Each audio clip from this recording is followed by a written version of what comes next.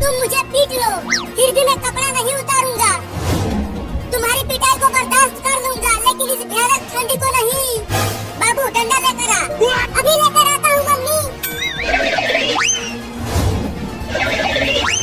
ये देखो मोटा डंडा लेकर आया हूँ। चल सूत यहाँ।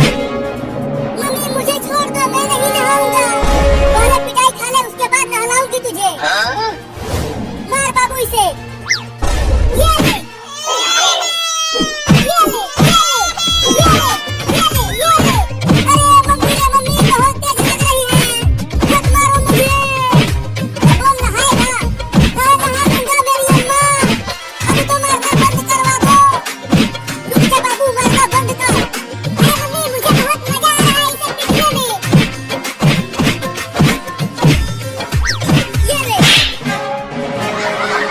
तूने मुझे क्यों मारा मम्मी? और मेरी बात मत मानो। और तू कपड़े उतार और नहा इस बाल्टी के पानी से। अरे मम्मी बिना कपड़े उतारे ही नहा लेता हूँ, थोड़ी ठंडी कम लगेगी। केवल यही एक कपड़ा बचा है और तू इसे भी गीला करना चाहता है। चल निकाल कपड़ा। नहीं मैं नहीं निकालूंगा। तू ऐसे नहीं मानेगा। ये देख।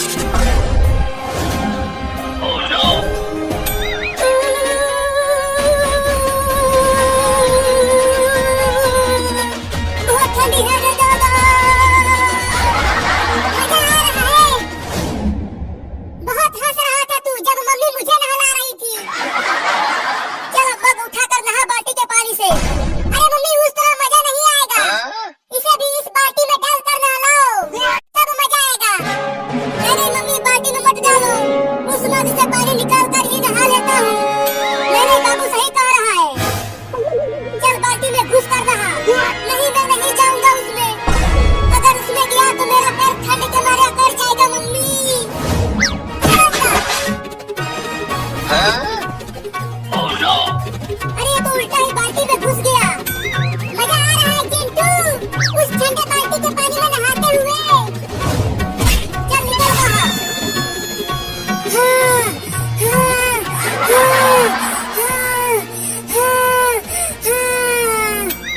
थोड़ी देर और पानी के अंदर रहता तो टैब बोल जाता रे दादा।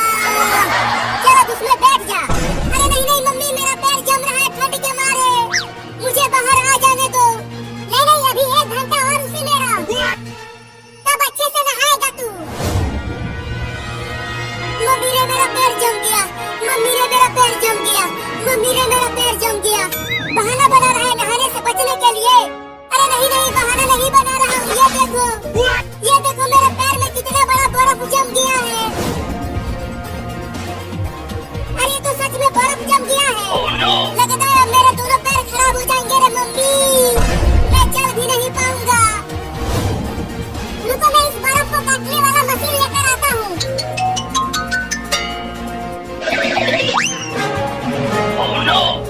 चल बाबू काट बर्फ को। अरे नहीं उससे बर्फ के साथ साथ मेरा पैर भी कट जाएगा। अरे नहीं कटेगा पैर चिंटुआ, मैं बहुत धीरे धीरे काटूंगा इसे। ये देख।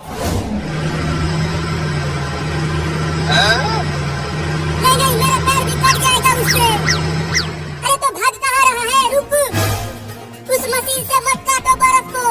तो मम्मी चलो चिंटुआ को आग पर रख कर सेकते हैं। आग से बर्फ धीरे धीरे पिघल जाएगा और चिंटुआ बच जाएगा। अरे बर्फ तो पिघल जाएगा, लेकिन बर्फ के साथ साथ मैं भी पिघल जाऊंगा रे दादा। तू कूद क्यों रहा है? अरे मम्मी मुझे बहुत ठंडी लग रही है, जल्दी इस बर्फ को मेरे पैरों में से हटाओ। तो चल उस चिमनी में अपना पैर कर दे। हाँ ये ठीक रहेगा। तो आकर पकड़ो मुझे। पैर अंदर डाल।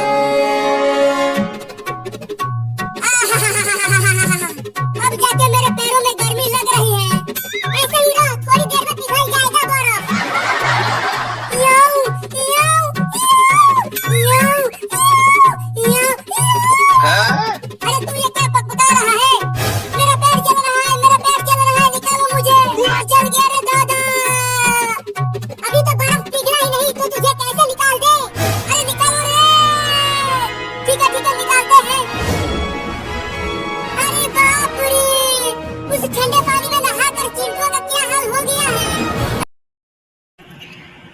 शहादत हज़रत अली रज़ियल्लाहु ताला रमज़ान के महीने में जो अहम तारीख़ी वाक़यात गुज़रे हुए, इनमें सबसे अहम तो कुरान मजीद का नाज़िल है, क्योंकि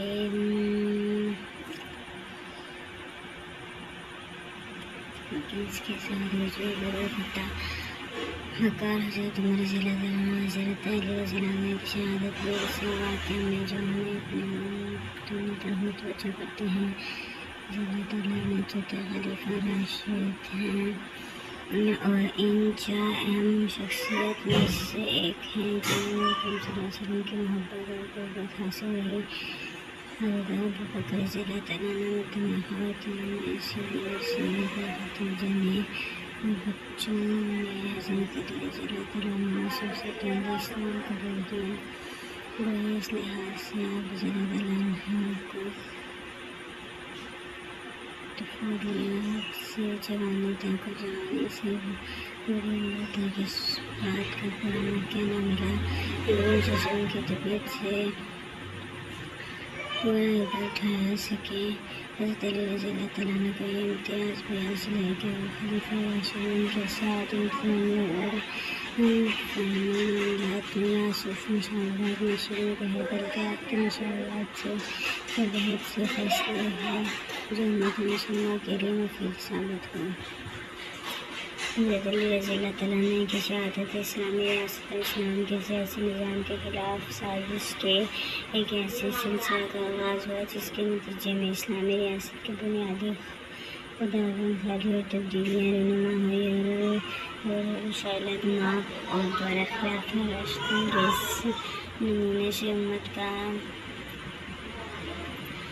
इज्तिमाई निज़ाम दौर हो गया। इसमें बहुत से अवामी का दखल था। इस्लामी रियासत की इंतज़ामी हदूद की वसीयत मुस्लिमों का अपनी सकाफ़ती और तहज़ीबी रवायत से गैर शऊरी तौर पर वाबस्तगी और बाज़ मुसलमानों की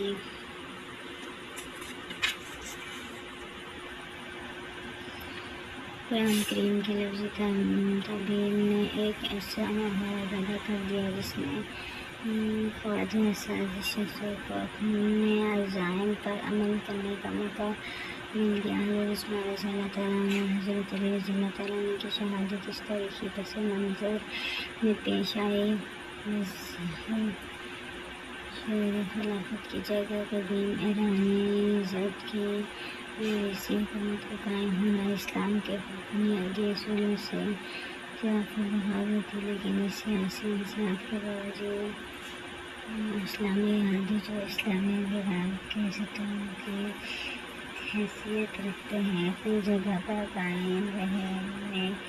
उन्हें तारीख गुज़ार क्या मशक़ का गैर सोबी और ज़राए पैदा और तक़सीम पर कायम रहना, निज़ाम अदल का आज़ाद होना और इस्लामी मशरिकी आइन का दीवानी और खुदाई निज़ाम में जारी रहना से पहले जिन पर आम तौर पर तवज्जो नहीं दी जाती, उन्हें हज़रत अली रज़ियल्लाहु ताला की शहादत के बाद बाज़ अफ़राद को छोड़ते हुए जो हुकूमत पर कायम है और मुस्लिम दुनिया पर हुकूमत करते हुए और इस्लाम के शरअ निज़ाम से इंसाफ की मिसाल थे, लेकिन मलूकियत कबाइल और ईरानी मुआसर सनअत ने इस इंसाफ में बुनियादी किरदार अदा किया और गैर महसूस तौर पर वो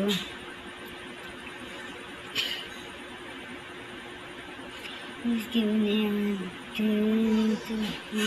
तकबाइल से जमानत और रशवानी थी कि नुसरती सियासत और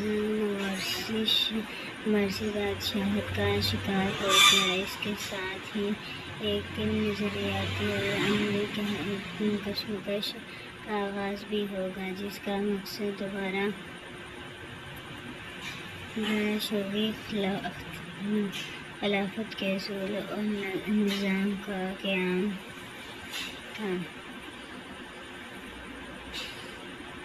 के अंदर तारीख का हर तालिब इल्म जानता है कि खलीफा अव्वल के दौर में जो अहम मामला सामने आए, इनमें ज़कात के मुनकरीन का मसला हो या छोटे मदद सबूत के खिलाफ इसकी कार्रवाई या माल गनीमत की तकसीम का मामला हो, और हज़रत अबू बकर रज़ी अल्लाह तआला अन्हु और हज़रत उमर तनहा एक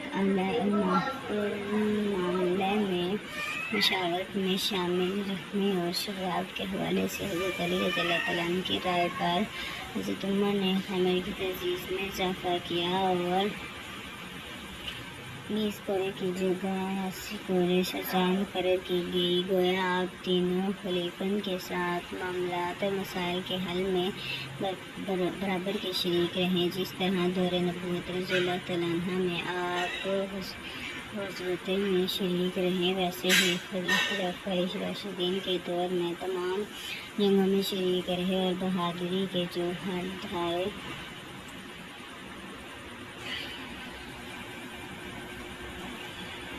हज़रत अली रज़ी अल्लाह तआला अन्हु की ज़ानत और शुजाअत की बना पर सहाबा करम रज़ी अल्लाह तआला अन्हुम ताज़ मकाम रखते थे। हज़रत अली रज़ी अल्लाह तआला अन्हु की शख्सियत का नुमाया पहलू हक़ीक़ के मामले में बिला खौफ नताइज में आफ़त इख्तियार करना था। नंबर 2 एक ऐसी सख्त है जो हर मामले में समझौता बारे कंप्लीशन करने की आदत डाल लेती है और आखिरकार हिस्सा बातिल के उम्मीद से ख़त्म हो जाता है और इस पर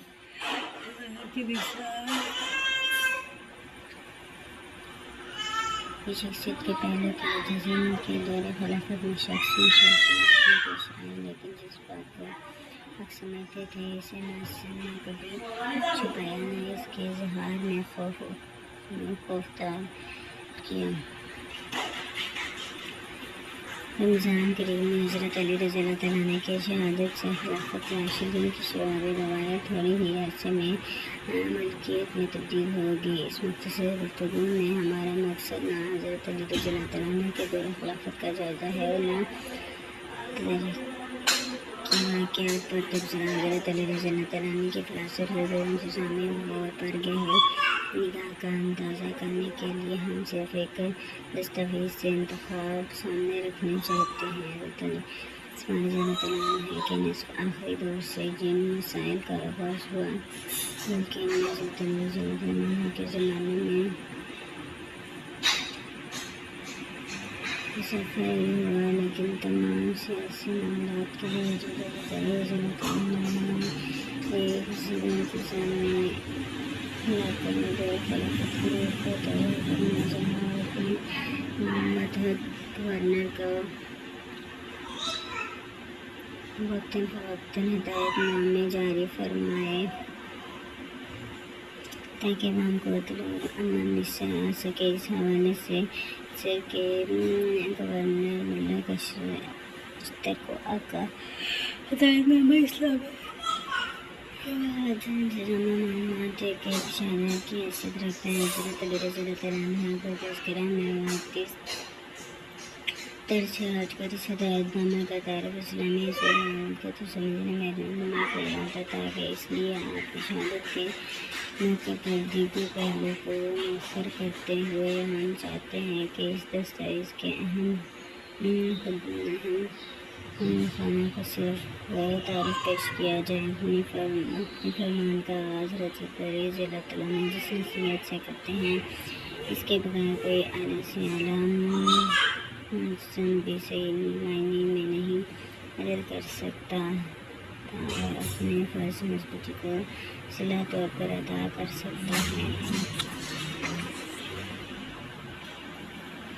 फरमाते हैं कि मुल्क को हुक्म दिया जाता है कि वो अल्लाह ताला का तक़वा इख्तियार करे। ये जुमला हमारे ज़हनों में ये तासीर पैदा करता है कि शायद आप मालिक को पाबंदी सलात और मुस्लिम रोज़ों के इस्तेमाल की अतवाब की हिदायत फरमा रहे हैं, जबकि तक़वा के बर्दाश्त अपने रिश्तेदारों को नवाजता है और उनको अपना मोहताज बना देता है। ऐसे में ज़िम्मेदारी सौंपता है जो अहम न हो, लोगों से फ़ायदा हासिल करता है तो इसका कोई अमल भी तकवा से मुनासिब नहीं रहता, इसलिए ज़िंदगी करना मालिक को हुक्म देता है कि सिर्फ मालिक की जाती ज़िंदगी बल्कि इसकी इंतज़ामी जिम्मेदारियों से बराह रास्त मुतल्लिक़ हक़ जबरियत बनानी में तकवा और अल्लाह के खौफ की कमी हुई है, दिल इंसाफ और नशे में उठ जाए।